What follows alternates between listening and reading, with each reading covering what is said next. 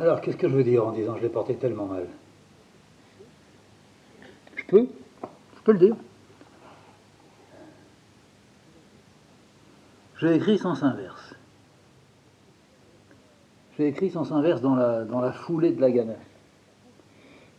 Ça coule. Je ne sais pas si c'est bien, mal et tout, je m'en fous. Qu'est-ce que c'est que sens inverse? Sens inverse, c'est la prise. C'est la prise du corps et c'est la prise de la pensée d'un homme qui vient d'un seul coup de se découvrir une enfance, une adolescence. Et en même temps, disons, sa difficile, sa difficile conclusion de tout ça. Parce que cette prise de, ça veut dire qu'il n'avait rien. Ça veut dire qu'il était haché, coupé en petits boules, petits morceaux, petits brandillons, petits fagots, allumettes. Ça veut dire que, en ayant rencontré une femme, mais c'est pareil qu'avec Nadeau, il est tombé dedans.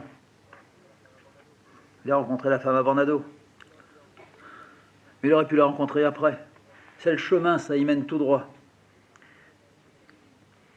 J'ai voulu, après avoir écrit La Gamin, pas du tout régler des comptes. J'ai pas de compte à régler.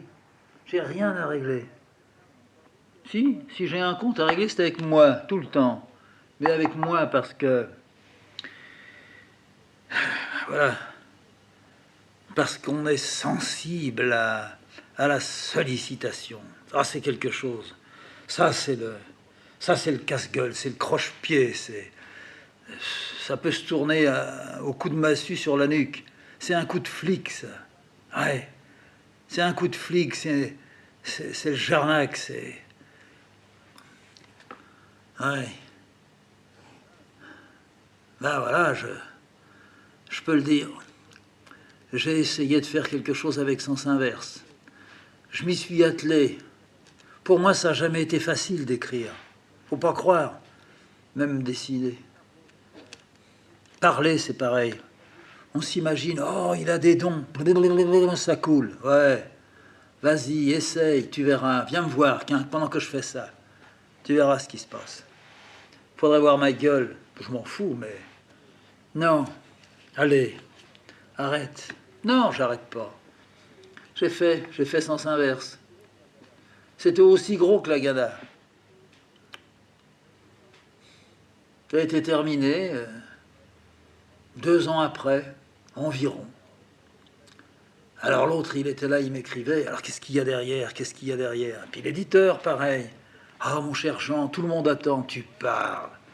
Mais moi, ben voilà. Brave Zig, demandez à un ouvrier dans une usine. Moi, je l'ai vu, ça. Puis moi, je l'ai fait. Puis pire que ça. Si je veux, je vais vous le dire. T'es dans une usine. C'est pas à Beson, puis c'est pas chez Farman. Ça veut dire que c'est pas dans le coton, puis c'est pas dans l'avion.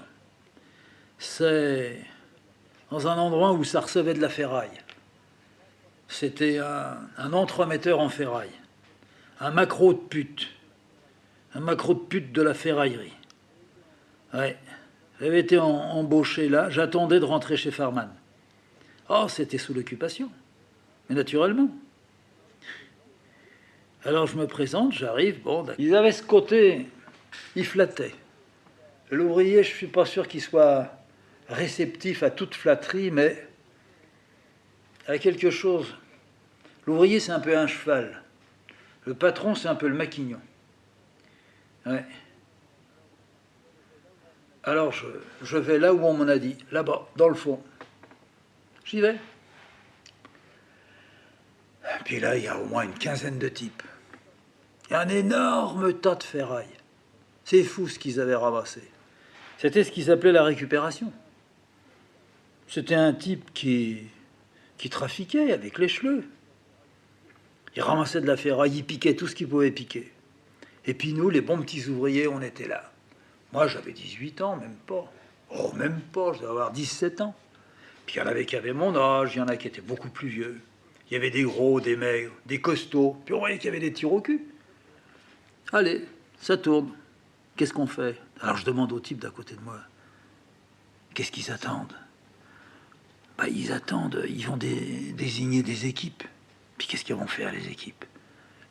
Bah, il y a des gars qui vont attaquer par le haut, puis il y a des gars qui vont attaquer sur les bas-côtés. On va attaquer quoi? On va attaquer le tas. Tu vois pas le tas qui est là? Oui. Bah, il a été amené il y a déjà 1 mois. Ils savent pas par où le prendre.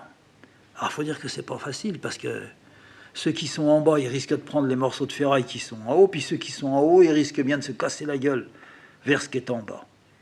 Alors, il y a 2 spécialistes, là. Celui-là, puis celui-là.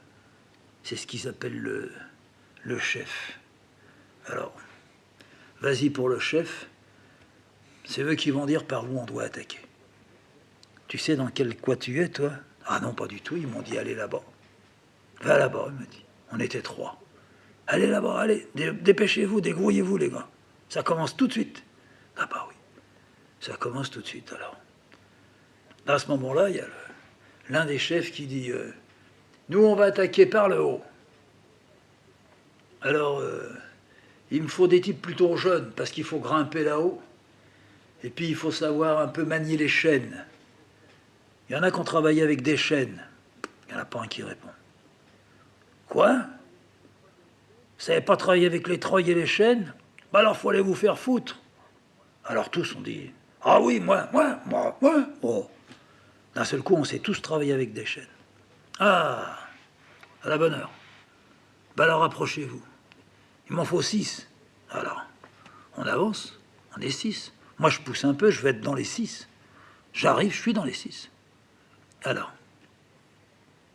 il dit, toi, t'as quel âge? Toi, t'as quel âge? Toi, t'as quel âge? Bah, vas-y. Alors, moi, je pousse un peu, je dis, 19. Bah, toi, mets-toi de côté. Pourquoi, moi? Toi, de côté. Puis je me retrouve avec un autre. Un pompier. Un type qui a été pompier. Ah, il me dit, tu crois qu'on porte ça comment? Bah, je dis, il y a des treuils. Ah, bon, parce que s'il faut porter des morceaux de ferraille comme ça sur le dos à 2, hein, moi je me casse. Hein. Alors le chef, il dit, voilà le boulot. Puis on entendait l'autre de l'autre côté, lui qui attaquait par le bas. Ça me semblait un peu bizarre tout ça, mais ils s'en foutent, hein. Les hommes, ils peuvent se casser la gueule, hein, on les remplace tout le temps. Ah oui, puis les ouvriers, ils savent bien qu'ils peuvent se casser la gueule, puis qu'ils peuvent être remplacés. Mais, va te faire voir. Si t'as besoin, bah tu te dis, oh, je vais avoir l'œil. Je vais avoir l'œil. Mais la ferraille, c'est à l'œil aussi. C'est beaucoup plus fort que toi. Mais bon, alors ça s'organise, comme on dit. Il nous donne même, ah, mais ça, c'était le grand luxe. Il dit, il y a des gants là, faut prendre avec les gants, hein, faut pas rester comme ça, les mains nues. Hein. Alors on prend des gants. Moi, j'ai une paire de gants, ça me remontait jusqu'au coude. Première fois que je voyais des gants pareils. Ils avaient déjà servi, mais ils n'étaient pas déchirés. Alors, il me dit, c'est à moi qui parle. Il dit, toi, tu vas monter en haut. Tu vois le treuil? Oui. Eh ben, monte. Faut faire attention. Hein. Ça glisse, et puis il y a des morceaux qui foutent le camp. Faut pas foutre le camp avec. Hein. Faut toujours s'assurer. Oui. Pour tout ça, je comprenais. Et puis, je monte et je monte. C'était un drôle d'escalier. Un escalier qui avait des morceaux qui partaient en l'air, des morceaux qui partaient sur le côté. Tout était un peu de guingois, tu vois. Mais je monte. Oh, je monte. J'arrive en haut. Mais c'est des morceaux qui étaient tellement lourds, ils ne pouvaient pas glisser sous les pieds. C'était nous qui glissions. Mais si on en prenait un dans la poire, me voilà en haut. Prends le treuil. Ben, je dis, comment je le prends? Prends-le par le crochet, tire-le. Il vient à toi. Je le prends par le crochet, je le tire. Il vient à moi. Amène-le là, un peu plus loin où tu es. Là. Tu vois là où je te montre? Non. Oh merde, t'as pas Dieu, non? Là, derrière toi, à 1 mètre. Il y a une bille qui dépasse. Oui. Alors amène-le là. Ouais. Bon, et puis toi là, va lui passer le câble. Alors il monte l'autre. Il fait pareil que moi. Il arrive jusqu'à moi.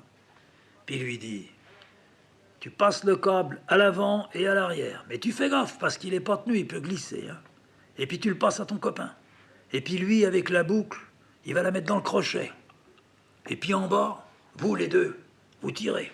Tout doucement le treuil. Tout doucement. Allez-y, on fait un essai. Allez, allez les gars. Alors les gars, ils tirent. Ça avance, ça le lève.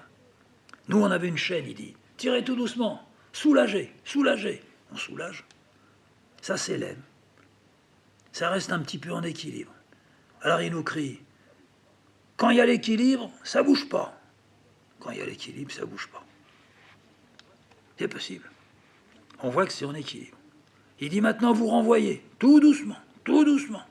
Alors on renvoie tout doucement, dans l'autre sens. Ah ben ça suit bien la route. Arrivé au bout, il dit restez là-haut.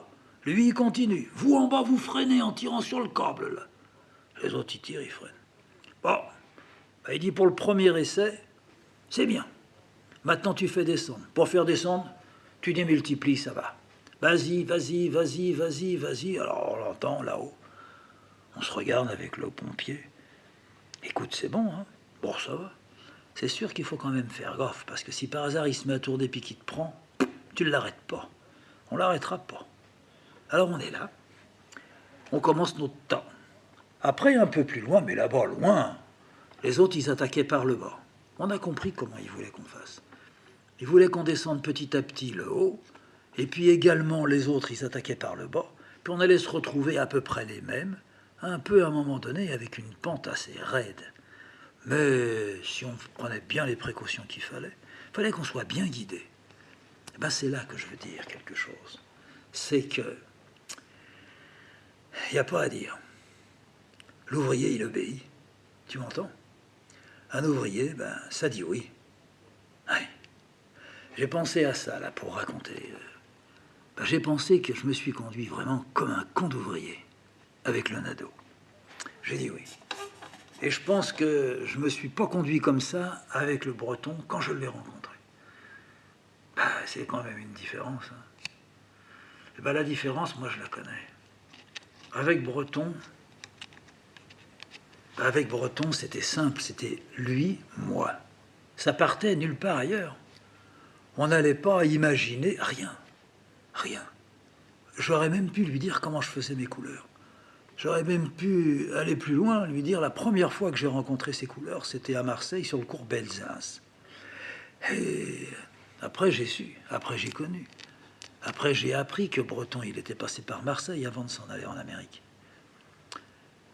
Eh bien, je suis sûr qu'il m'aurait parlé du cours Belzins. Et il m'aurait peut-être dit, mais je ne le savais pas encore, au brûleur de loup, en bas sur la Canebière, là où il allait avec les types du groupe. Eh bien, moi, je suis allé aussi. Ça existait encore, le brûleur de loup.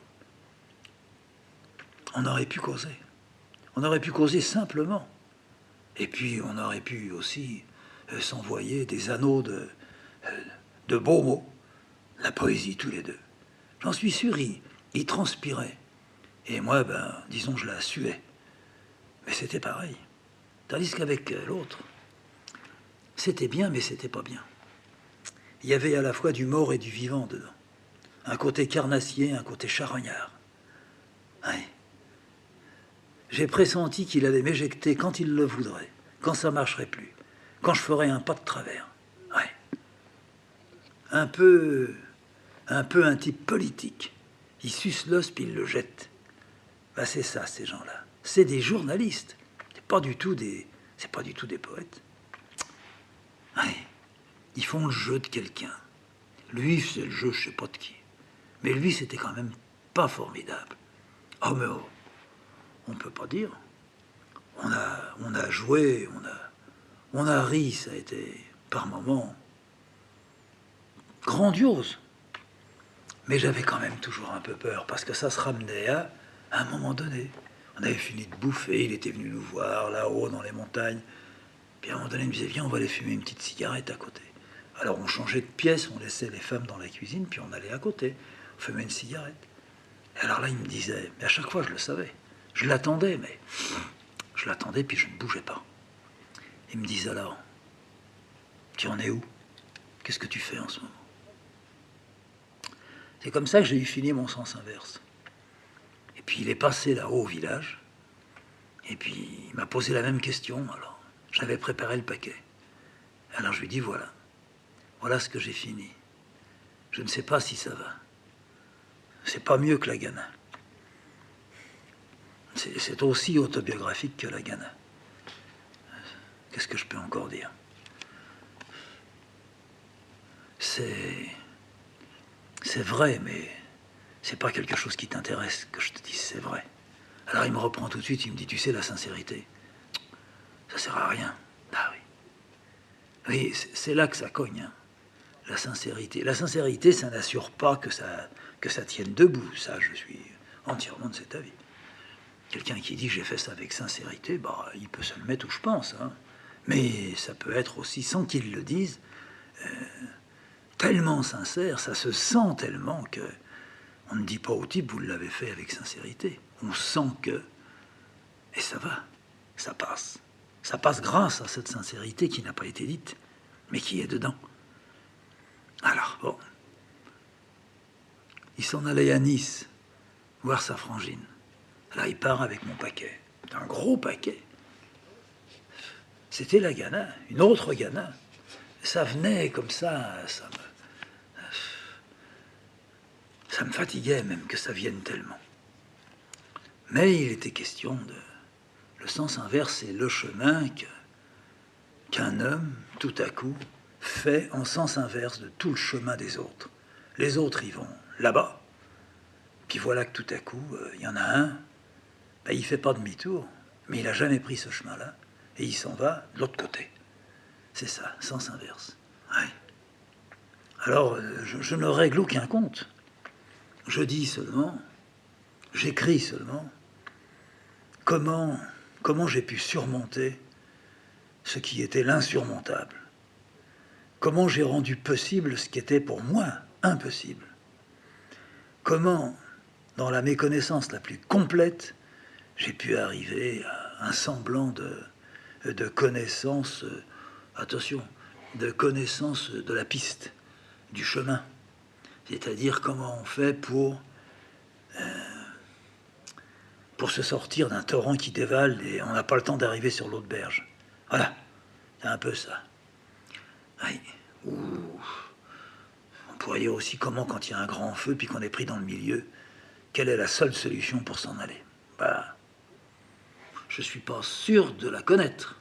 Ce que je sais, c'est qu'il faudrait bien avoir une grosse couverture, la tremper dans l'eau, mais qu'elle ruisselle, se couvrir la tête, laisser 2 trous pour passer les yeux, et puis essayer. Passe ou passe pas. Ça, je l'ai vu.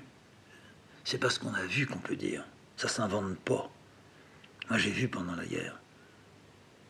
J'ai vu un bombardement. Et puis, dans le coin, Renault, il avait été un peu écrasé. Il avait partout, on peut dire comme ça, à la fois des cocards et puis des jambes tordues. Puis, bah, et ben, il y a un type qui a réussi dans le foyer d'une maison qui grillait. Puis les autres, ils étaient déjà morts. Oh, c'était tout comme ils allaient mourir. Mais il y a un type qui est sorti. Il a réussi à passer à travers des flammes, des pièces en flammes écroulées. Il a réussi. Quand il est arrivé, la couverture, elle brûlait. Et il l'a retiré comme ça. Hein. Bon, il était un peu brûlé. Jamais. Oh, il y avait qu'un scaphandre qui aurait pu faire ça. Un scaphandre pour le feu. Ouais. Alors c'est pour ça que je dis, il faut mouiller sa couverture.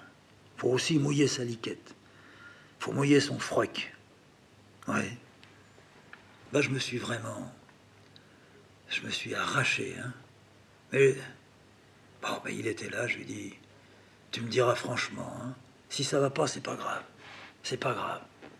Je me gardais bien de lui dire on n'en parle plus, parce que je savais qu'il était prêt à dire je veux le prendre. Oh, non pas qu'il était fou de ce que je faisais. Penses-tu? Ah, faut connaître. Mais je savais que... Ben, je savais que si ça lui plaisait pas, ça lui plairait pas. Bon, ben alors, tu me le rends. Alors, ben voilà, il est parti. Il est parti à Nice. Puis quelques temps après, je reçois un mot de lui. Puis il me dit, je suis sur la plage, je passe mes journées sur la plage. Il fait chaud, il fait beau. Je viens de lire Sens inverse. C'est comme la Ghana, il faut tout revoir. Oui, il faut tout revoir. Alors qu'est-ce que je peux lui dire? Je demande à Cécile. Je lui dis, t'as une idée? Elle me dit, j'ai pas d'idée. Alors je lui dis, si t'as pas d'idée, tu peux quand même m'aider. Je lui réponds quoi?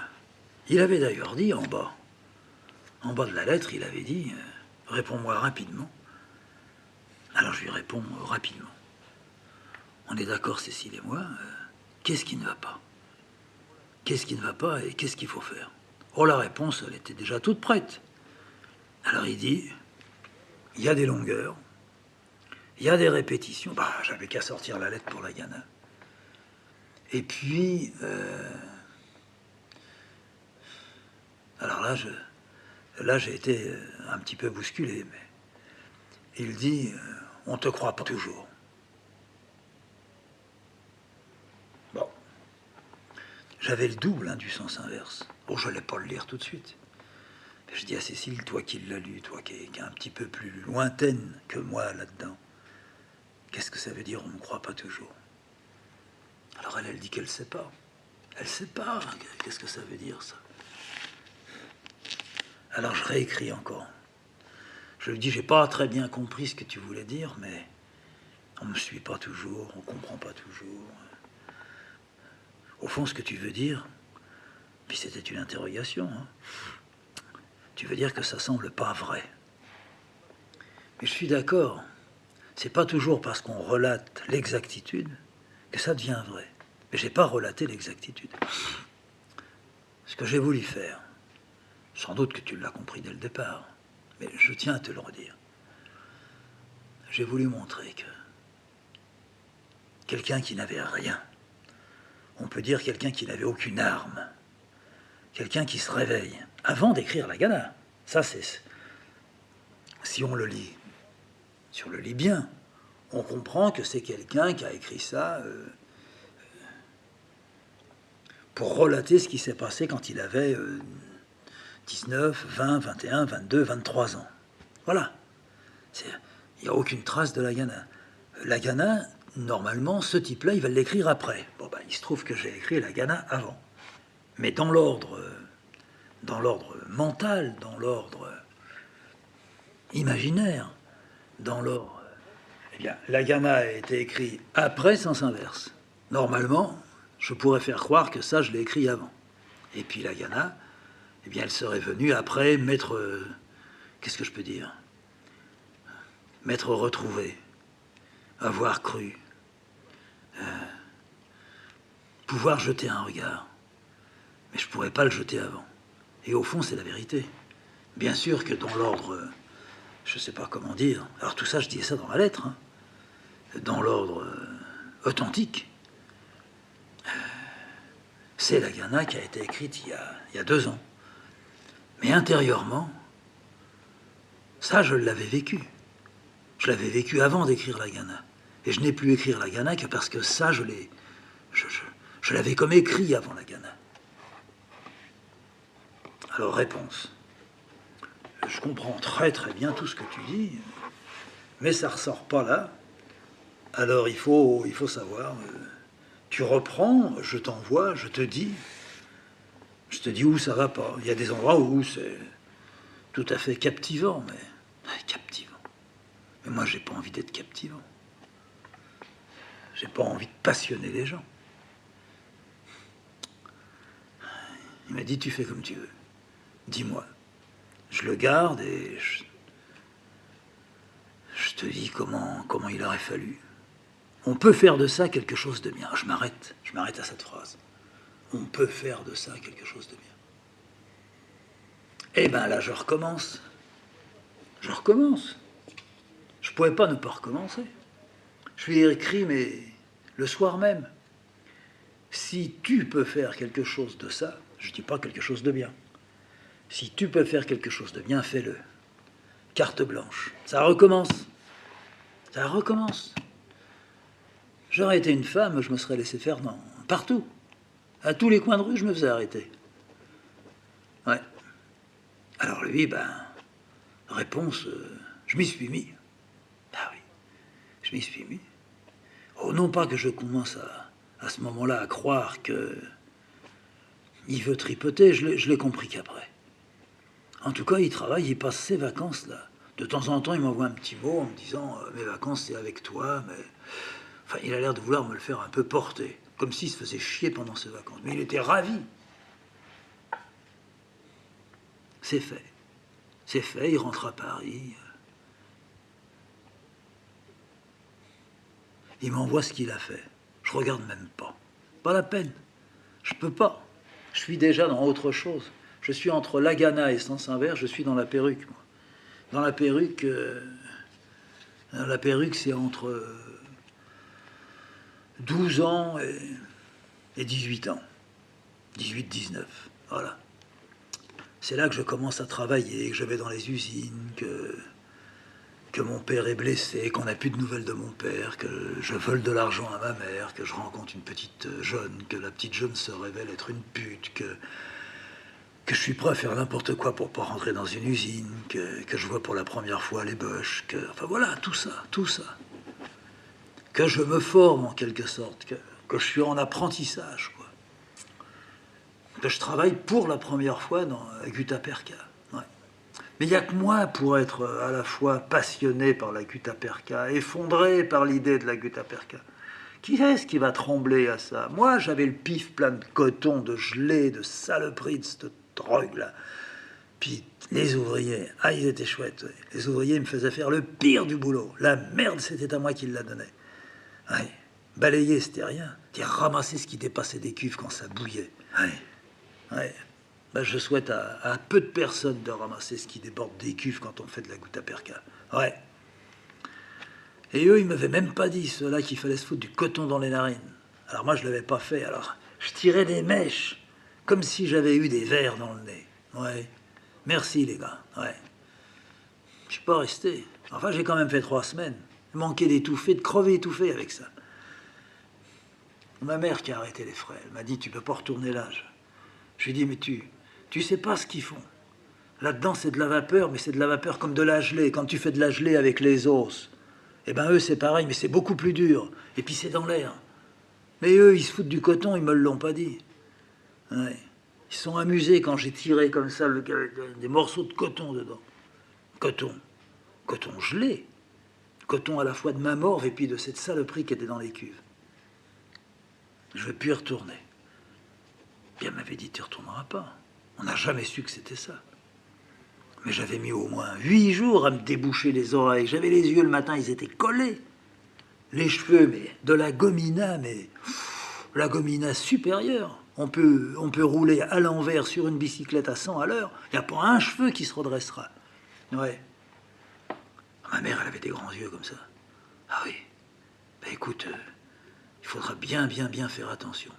Mais c'était un copain qui avait dit à ma mère ça. C'était un ouvrier, copain du quartier, qui avait dit, pour votre fils, c'est bien. Parce que c'est aussi ça, un ouvrier. Ça rigole, mais ça foutra un type dans la merde. Puis il y en a d'autres qui foutront pas dans la merde. Et j'ai connu les deux, moi. Alors, bon. La perruque, j'écris la perruque. Et la perruque, c'est aussi faire quelque chose en rabiot sur le dos du patron. On peut dire aussi sur le dos du contremaître ou du chef d'atelier. Ça se fait en douce, pendant qu'ils ont le dos tourné, hop. Alors il y en a qui faisaient des passoires. C'était des passoires qui passaient pas grand-chose. Enfin, l'important, c'est qu'il y ait des trous. Une passoire, il y a des trous. Mais les femmes à la maison, certainement que ça leur plaisait pas. Moi, j'avais pas fait une passoire. Il y en avait d'autres qui faisaient des petites choses qui étaient bien. Ils faisaient des bagues pour leurs femmes ou pour leurs copines. Non. Moi, toujours un peu... Pas comme les autres.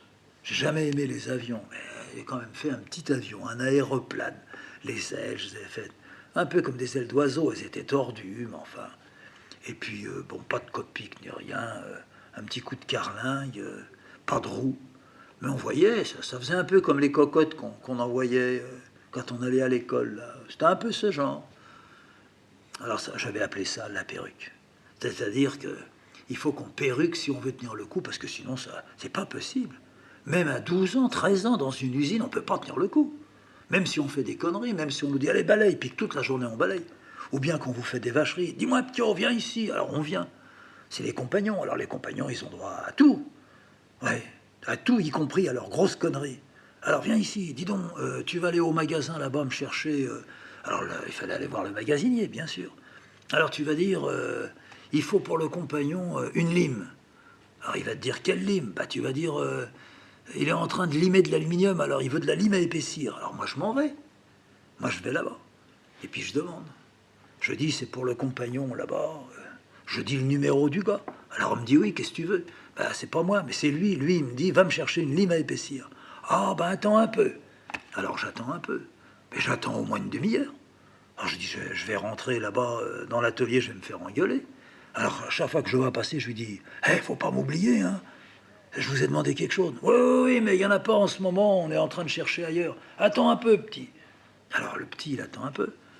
Puis au bout d'un moment, bah, moi je dis, je peux plus attendre, je vais me faire engueuler là-bas, je vais me faire engueuler ici, je vais aller dire, il n'y en a pas. Ne dis pas, il n'y en a pas, dis, on la cherche. Si tu veux, tu vas le voir. Tu lui dis que tu dois revenir dans 1 heure. Puis pendant ce temps-là, tu vas l'aider. Allez, va lui dire. Alors moi, je reviens. Et puis je dis, pour le moment, il n'y en a pas, ils sont en train de la chercher, elles sont toutes sorties. Les limes à épaissir, bah, il y a d'autres gars qui les ont demandées. Elles sont sorties du magasin. Alors le type, très sérieux, il me dit, bon, bah, t'iras dans même pas une demi-heure, parce que je vais en avoir besoin maintenant, alors je vais pas attendre à cause de toi. Alors au bout de 10 minutes, un quart d'heure, il me dit, maintenant tu y vas. Puis tu te dépêches, hein, parce que je peux pas continuer. Alors je me dépêche, j'y vais, je vois le gars, puis je lui dis, il m'a dit que je me dépêche, il en a besoin. Vous l'avez eu, la lime à épaissir? Alors il me dit, ben ça y est, ils sont en train de la nettoyer, ils vont l'amener. Alors j'attends, et puis ça vient pas. Puis encore une fois, alors je dis, moi je peux pas rester, je vais aller lui dire, si on peut pas, on peut pas. Et ben il me dit, bah tu lui diras que la lime à épaissir, faut encore attendre un peu. Alors je retourne là-bas, et puis je dis, ben il l'a pas encore, celui qui l'a, il s'en sert. Moi j'arrange un peu, j'ai toujours eu envie d'arranger les choses dans la vie. Alors le chef d'atelier, il voyait bien que j'allais, que je venais, que j'allais, que je venais. Alors ça c'était pour moi. J'arrive. Qu'est-ce que tu fais à toujours galoper comme ça? Ben, j'ai dit, je suis allé pour le compagnon, je suis allé chercher une lime. Quelle lime t'as été chercher? Alors je dis, il a voulu une lime à épaissir. Une lime à épaissir? Tu veux que je te foute à la lourde? Alors je dis, oh ben non, monsieur. Tu te fous de ma gueule alors? Ah, pas du tout, monsieur. Tu sais ce que c'est qu'une lime à épaissir? Non, monsieur. Tu sais pas. Va me chercher une lime, n'importe laquelle. Alors je vais voir le compagnon, je lui dis, le chef, il est mauvais, hein. Oh, bah ça, c'est pas mes affaires, hein, tu te démerdes. Non, mais il m'a dit, va chercher une lime. Mais j'ai pas de lime, moi. Ben, il y en a bien une dans votre tiroir, là. Donnez-moi une lime, parce qu'il gueule, hein. Alors il me donne une lime, un bout de lime, il n'y avait pas de manche. J'arrive avec. Je dis, voilà, monsieur. Et le manche? Bah, il m'a dit qu'il n'y avait pas de manche. Bon, mets-toi là, sur l'établi, essaye de limer avec ça. Alors j'essaye de limer, je m'y prends comme je peux. Bon, alors qu'est-ce qu'il y a? Ben, j'ai limé. Ah, espèce de con, t'as limé, mais qu'est-ce qu'il y a eu? Eh bien, il y a eu... Ah, je sais pas quoi dire, moi. Alors je lui dis, faudrait m'aider un peu, parce que je suis nouveau. Ah, mais t'es nouveau. Bah, tu risques de rester tout le temps nouveau, alors, hein. Quand tu limes, tu vois pas qu'il y a de la sueur en dessous?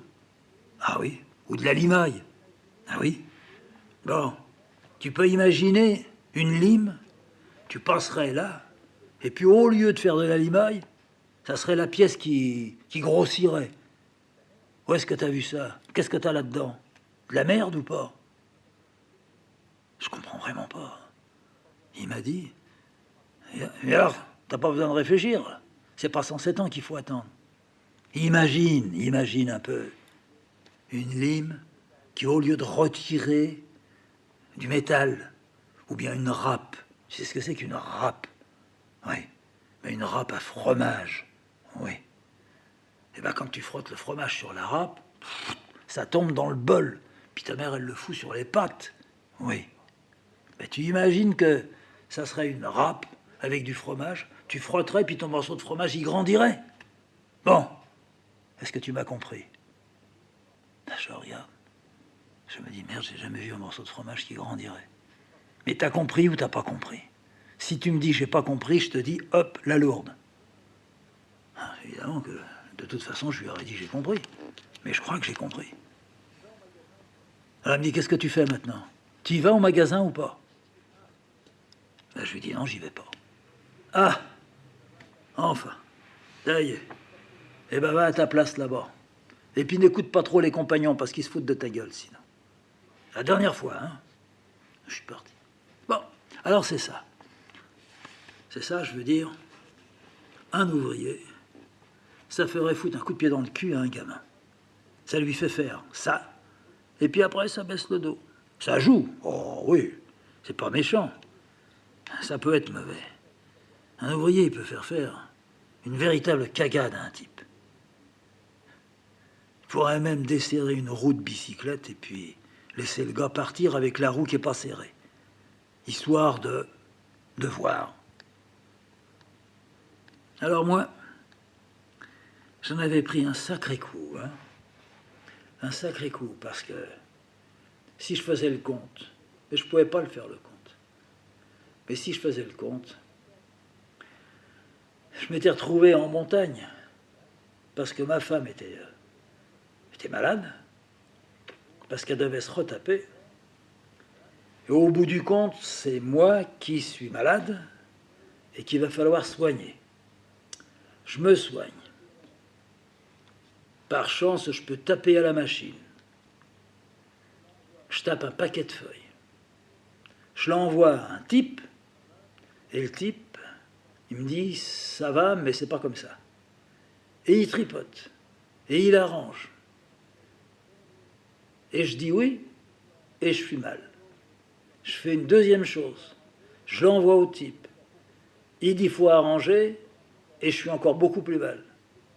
Je commence encore autre chose, je l'envoie pas, mais je dis au type, j'ai bien une troisième chose, mais je ne sais pas si je vous l'envoie.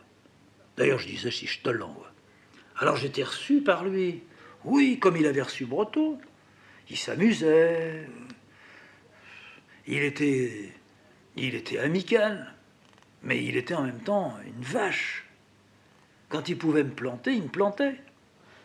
Il jouait en même temps à l'ouvrier. On ne joue pas à l'ouvrier. Moi, je suis né fils et ouvrier déjà. Quand je suis né, j'étais déjà. Ouais. Ouais. Ça, je dirais pas que j'ai jamais oublié.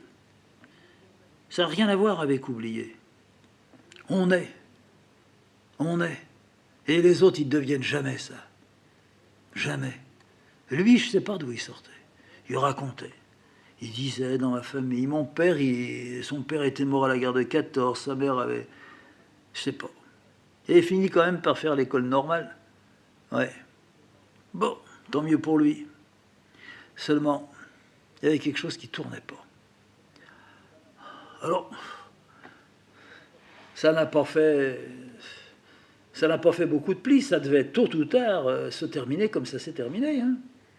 Moi, j'avais une honte. Pas spécialement envers lui, non. J'avais honte envers moi de ce que j'avais accepté de lui. Ouais. Alors, j'étais pas bien dans ma tête. Mais vraiment pas bien. Je pouvais plus rien foutre. Travailler, faire du dessin, faire... rien. J'envisageais de ramasser des pots de pisse dans les sanas. Et encore, j'étais même plus capable. Puis là-dedans, ça marchait mal. Ma tête, elle se mettait vraiment, alors là, elle en sens inverse. J'avais des cauchemars, mais c'était la honte que j'avais. Traîner une honte. J'imaginais que j'avais même commis quelque chose. J'en étais arrivé à me dire, pendant la guerre, j'ai dû vendre des types. Comme ma femme était juive, j'étais comme persuadé que j'avais liquidé des juifs. Et puis, après, je me suis dit, j'ai dû travailler avec eux. Je suis sûr que j'ai travaillé avec eux. Alors, je poussais des gens dans des wagons. Et puis, à d'autres moments, je conduisais des voitures.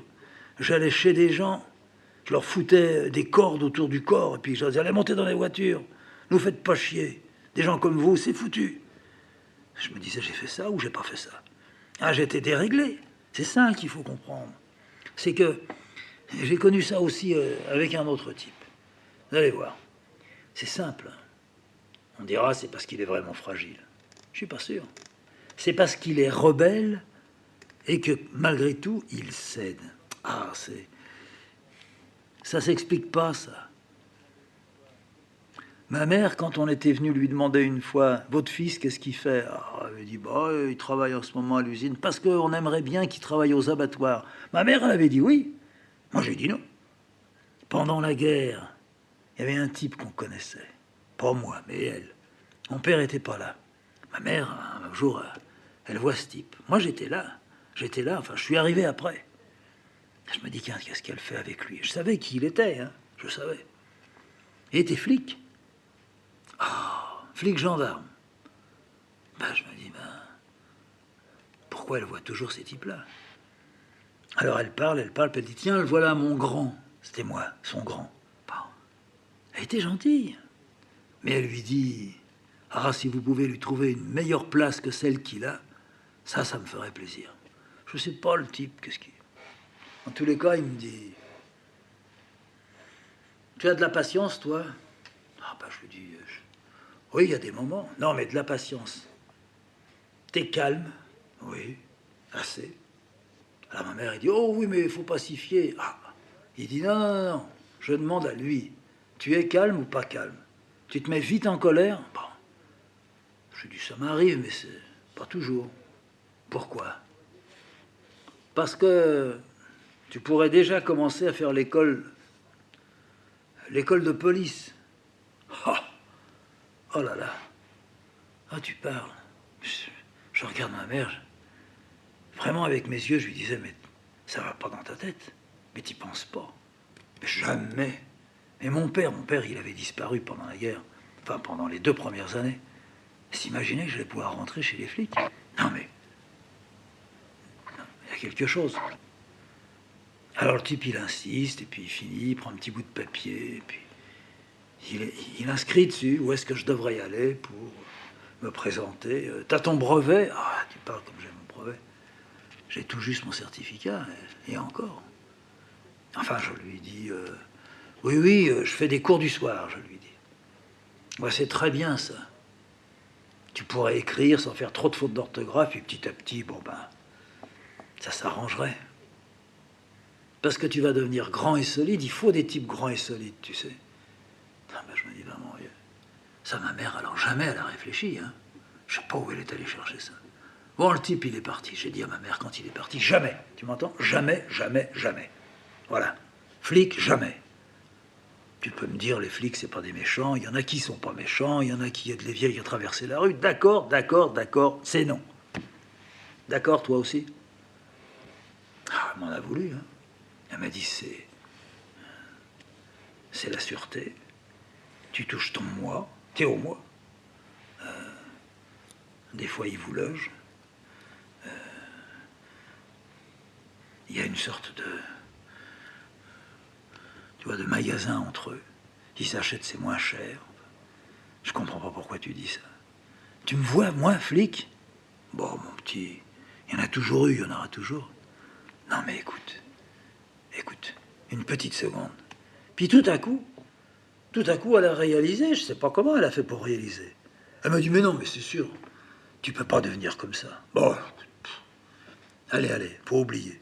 Faut pas aller le voir, et puis c'est terminé. Et ça a été terminé. Mais elle me foutait dans la gueule du loup. Oui. Alors, on revient en arrière. Ou bien on va en avant. Ou bien on va nulle part. Qu'est-ce qu'on fait? Ben, on fait que il faut quand même liquider un peu. Avec lui, le journaliste. J'ai écrit la perruque. Elle a été faite. Quand il m'avait demandé qu'est-ce que tu nous mijotes, parce que c'était comme ça aussi. Et qu'est-ce que tu nous mijotes? Mais c'est sûr que quand j'allais chez lui, j'allais pas dire vous êtes tous des cons. Alors j'ai toujours eu un certain besoin de parler. Alors je parlais. Alors ils avaient la gueule ouverte. Mais moi je me rendais pas compte que je me ridiculisais d'une certaine manière. Je me ridiculisais.